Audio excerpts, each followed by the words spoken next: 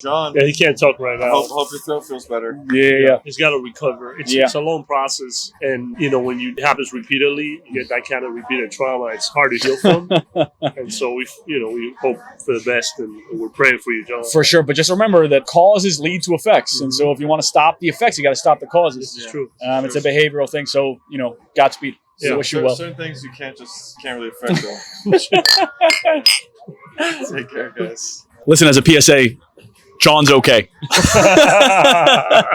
I mean, it's all a matter of perspective. But... Yeah, I mean, the status quo is in place, more or less. He just couldn't be here, so if you're worried for his health, I mean, by all means, call him and text him. It would be great. You should send him some messages like "Get well soon." I heard your throat is hurting. That would be fantastic. And in fact, I would be very grateful if you did. Yes. Please do. This is the call to action. Please take that action. Yeah. See you later. Yeah. Could you imagine if he just starts getting fucking text messages saying, Ladies and gentlemen, boys and girls, welcome to yet another CHG weekly recap, in which CHG recaps their week. It's funny every time. Yeah, to me it does. Anyhow, we are CHG, or at least we're 3/4 of CHG, and we're here to give you an insight into what it looks like in a week in the life of a law firm owner. What happened to John? Did he have throat surgery again? Yeah, that throat keeps on bothering him. I feel bad for him. It's like the third time this year he's had throat surgery. Yeah. He needs those anti-inflammatories. It's trauma is the problem. Yeah, that's what I heard. Yeah. Acute trauma. Okay. We pray for you, John. We pray for you. All right, so anyway, we are CHG, your South Florida personal injury law firm, and we are here to recap our week. So, Igor Hernandez, what'd you get into this week, man? Man, I should have been ready for this question, but...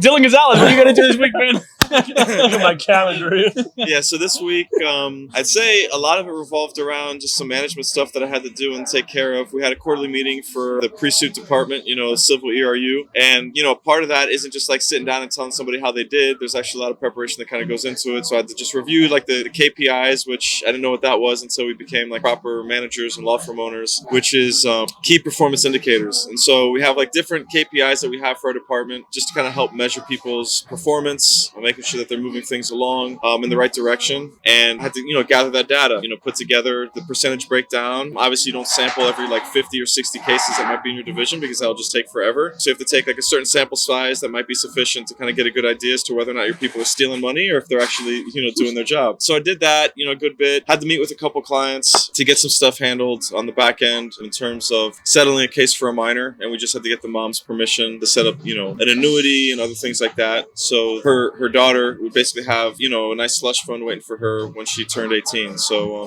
that was that, and then just some other not eventful administrative things. Oh, there was actually one thing which I actually appreciated, and it's been nice kind of transitioning a little bit more to like the higher level thinking stuff at the firm. Igor and I had a little weekly check-in this week just to set up certain priorities for the pre-suit department, and it's great because not only does Igor kind of help hold us accountable just to make sure that we're doing the things that we need to do, but him sitting in the more CEO role has a better macro view of like all the different things that are happening throughout the law firm. And so it's nice to have that dedicated time to just think strategically on how we can kind of continue to level up different parts of the practice. So that was something else that we did. And and that was pretty much it.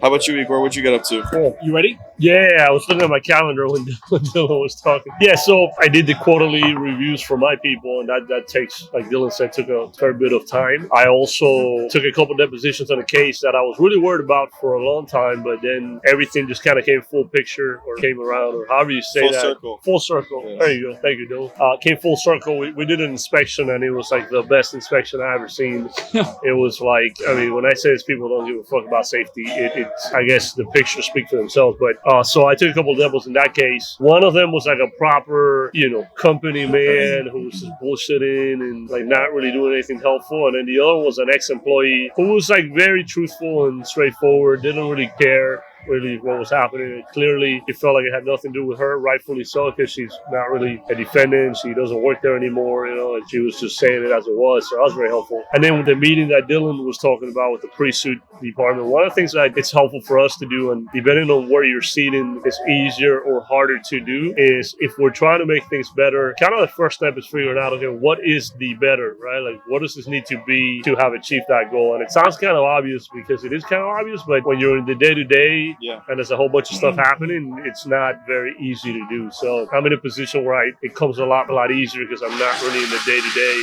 as much. And so we're able to take a step back and say, okay, what does this need to do? What does the department department need to achieve to be successful. And then once you define that, which we did this week, then it's a lot easier to get there because we have clarity as to where we need to go. And so I think we feel pretty comfortable that we're gonna make significant improvements over the next like 60 days. And I think it's gonna be very helpful. But yeah, I did that. And then I had lunch with a friend of mine that I hadn't really seen in a long time. And she's doing some really big things. She sold her practice like a year and a half ago. She's now coaching business owners on how to run a business and things like that. And it was pretty good lunch. I really enjoyed it. I wasn't really sure because I hadn't spoken to her in so long. I wasn't really sure kind of like what, to expect really from the lunch and that. And it was great. I really enjoyed it. And pretty much it. And I did interviews. So we have a lot of positions to fill. So I did a lot of interviews and, getting through the candidates. It's a lot to get through, but because we're hiring so many different people, I'm hands-on with it. Usually I would have one of our people do the interviews, but it's just too much. So I'm doing some of myself. So it's been pretty good. I like it. I don't hate that part of the process. It just takes time. So whatever, it is what it is. But yeah, that's pretty much it. Cam, what did you get up to?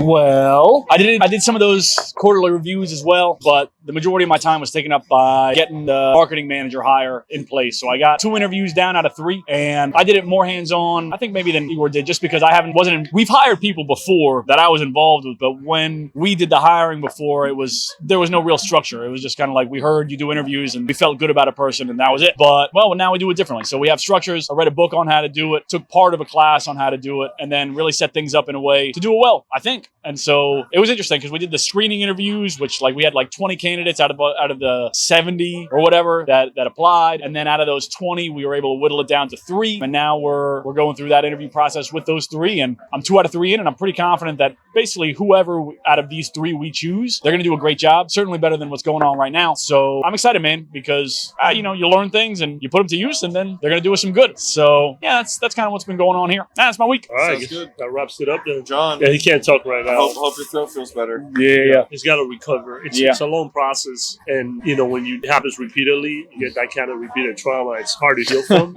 and so we hope for the best, and we're praying for you, John. For sure, but just remember that causes lead to effects, and so if you want to stop the effects, you got to stop the causes. This is true. It's a behavioral thing, so Godspeed. Yeah. Wish you well. Certain things you can't really affect though.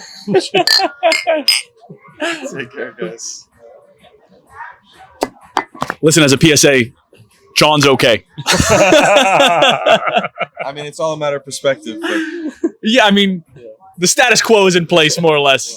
He just couldn't be here, so if you're worried for his health, I mean, by all means, call him and text him. It would be great. You should send him some messages like "Get well soon." I heard Yeah. your throat is hurting. That would be fantastic. And in fact, I would be very grateful if you did. This is Yes, true. yes, This yes, is true. yes. Please do. This is a call to action. Please take that action. Yeah.